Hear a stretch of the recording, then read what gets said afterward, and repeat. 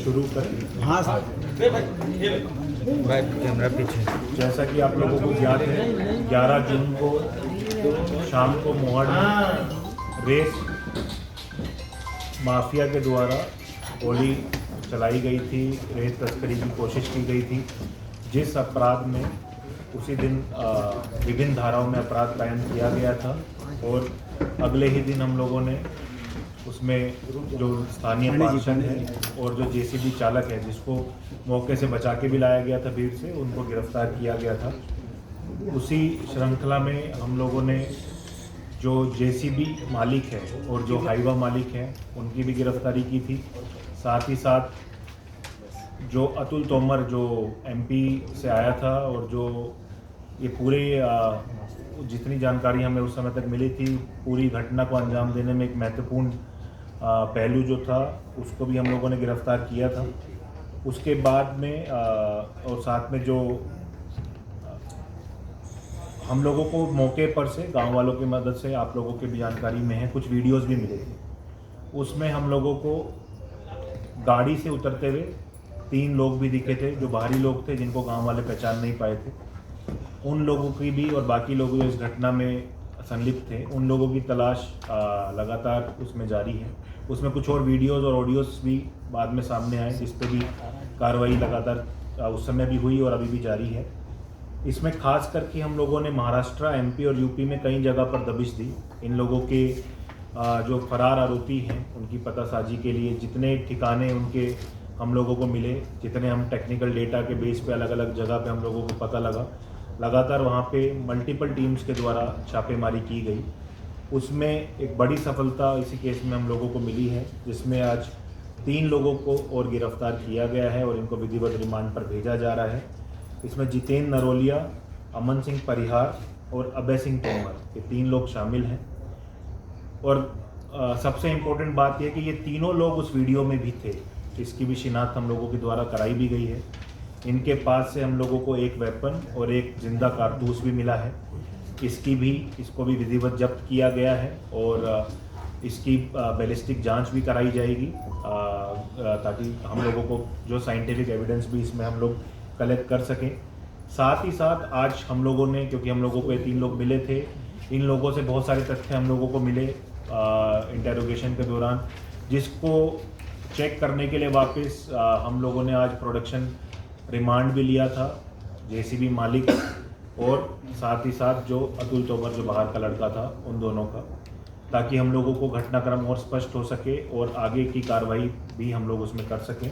उसमें एक और बात सामने आई थी कि जो अभिनव तिवारी है, उसकी गाड़ी का भी, MG हेक्टर गाड़ी का भी प्रयोग उसके द्वारा इस पूरे मामले के दौरान किया गया था। तो आज ये जानकारी मिलने पर प्रोडक्शन रिमांड लिया गया और उसके बाद में उनकी 7157 गाड़ी भी आज हम लोगों ने इसमें जब्ती की है। अभी भी इसमें कुछ लोग और हैं जो हमारे जब खोजबीन का भी हिस्सा है और हम लोग अभी उस पर लगातार हमारी टीम और भी कई जगह पे छापेमारी, जैसे हम बात कर रहे हैं, अभी भी हमारी टीम कई जगह छापेमारी कर रही है। जैसा कि आप लोगों को याद होगा, इसमें वीडियोस में गाड़ी भी दिख रही थी, गांव वालों ने भी बताया था इसमें 2 गाड़ियां भी थी। तो उन गाड़ियों की भी खोजबीन और जो बाकी लोग हैं उनकी भी खोजबीन लगातार जारी है और हम लोगों को पूरी उम्मीद है कि जल्द ही हम लोग बाकी लोगों को भी पकड़कर विधिवत अभिरक्षा में लेकर उन्हें न्यायिक रिमांड पर पेश करेंगे। सर, इस मामले में इन आरोपितों से पूछताछ के बाद या जो भी प्रक्रिया है, इस पूरे मामले में मुख्य व्यक्ति कौन रहा, किसके चलते कैसी परिस्थितियां बनी, इसको लेकर कुछ स्पष्ट हुआ है? देखिए, सबके अलग अलग कुछ वर्जन्स हैं, इसलिए आज हम लोगों ने दोबारा पुलिस रिमांड भी लिया, जो पहले ही गिरफ्तार हो चुके थे उन लोगों का। अभी तक जितना समझ आया है, और ये और रिफाइन होगा क्योंकि अभी इसमें और विवेचना जारी है, यही कि रेत चोरी की तो खैर बात है ही कि रेत को निकालना था, जिसके अंदर पार्षद का भी इन्वॉल्वमेंट था, पार्टनरशिप था, तिवारी का पार्टनरशिप था। तिवारी जो है, क्योंकि वो उसी के मशीन्स लगे थे और वही जो है रेत को निकाल के आगे तस्करी करने में, जहां अल्टीमेटली बेचा जाना था, उसकी जिम्मेदारी उसने ली थी। और इसमें क्योंकि गांव वालों की सहमति नहीं थी, इसलिए गांव वालों के विरोध को दबाने के लिए इन लोगों ने बाहर से लड़के बुलाए थे जो जिसमें ऑलरेडी हम लोग अभी 4 लोगों को गिरफ्तार कर चुके हैं। इन लड़कों की जिम्मेदारी यही थी कि ये लोग जो है रेत निकालने में किसी तरह की अगर कोई आपत्ति करता है तो उसको बलपूर्वक ये लोग रोके और रेत का जो अवैध कारोबार ये लोग करने वाले थे उसको ये बेधड़क करें। इसी प्लानिंग के साथ अभी तक जो सामने इन लोगों ने पूरी जो चीज़ की शुरुआत की थी और उसी के तहत अभी हम लोग कार्रवाई कर रहे हैं। इसमें हमें और लोगों के नाम भी अभी पता लगे हैं जो आप लोगों को बात धीरे धीरे आप लोगों को पता लगेंगे। अभी हम लोग और क्रिस्टलाइज कर रहे हैं, जैसा कि आपको पता अगर ज़रूरत पड़ेगी तो अभी हम इसमें दोबारा पुलिस रिमांड और भी लेंगे ताकि जो हमारे इन्वेस्टिगेशन के तथ्य हैं हम उनको और पुख्ता कर सकें।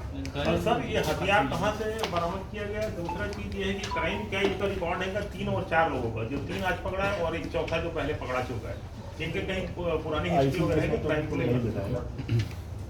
ICGS में अभी तक जो हमने चेक करा इनका रिकॉर्ड नहीं मिला है पुराना, लेकिन साथ ही साथ हम लोगों ने MP पुलिस और UP पुलिस से भी हम लोग बातचीत कर रहे हैं जहाँ पे इनकी ज़्यादा गतिविधि सुनने को मिले, खासकर MP, और वहाँ का भी हमने जानकारी मंगाई है।